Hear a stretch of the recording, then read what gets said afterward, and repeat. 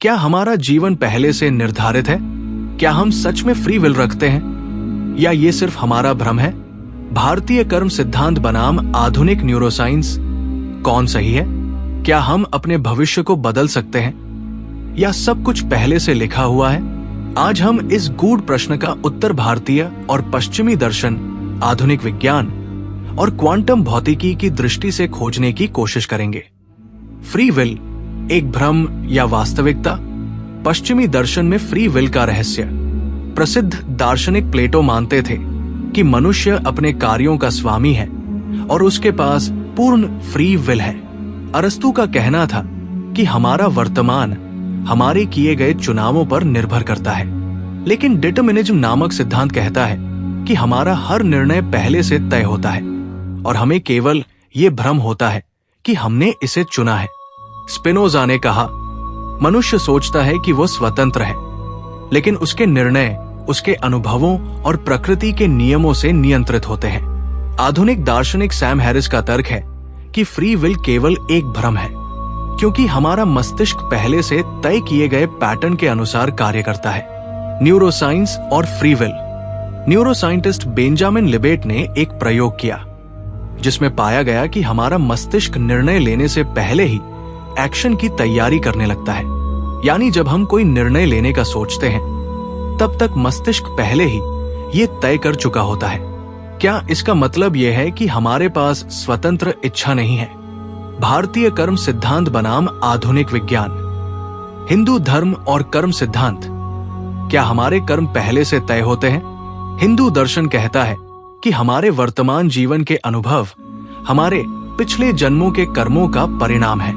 कर्मा योग का विचार ये कहता है कि मनुष्य के पास फ्री विल होती है, लेकिन वह अपने कर्मों के परिणाम से बच नहीं सकता।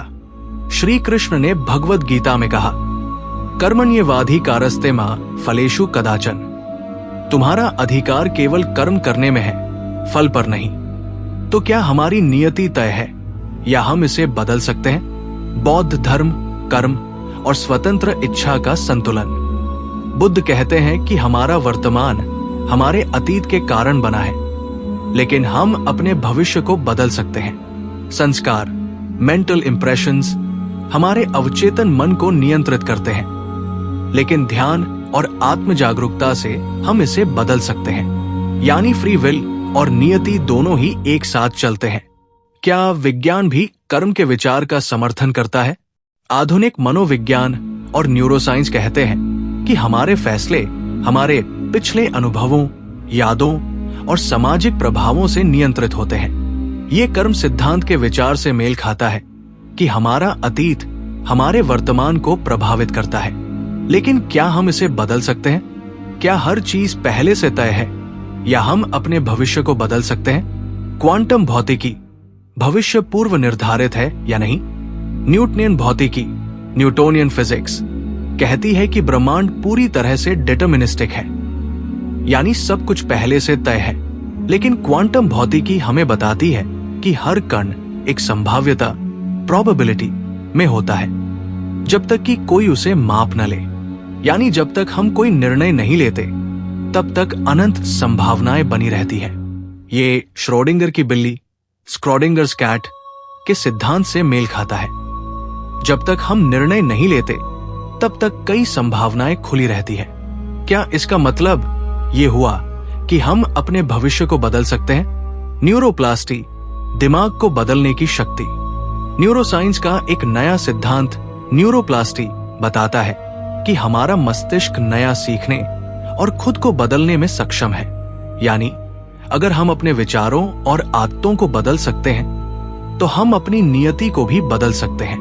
ध्यान, मेडिटेशन और सकारात्मक सोच, पॉजिटिव थिंकिंग के माध्यम से हम अपने दिमाग को नए तरीके से प्रोग्राम कर सकते हैं। निष्कर्ष, क्या हमारे पास फ्री विल है या हमारा जीवन पहले से तय, प्री डिटरमाइंड है?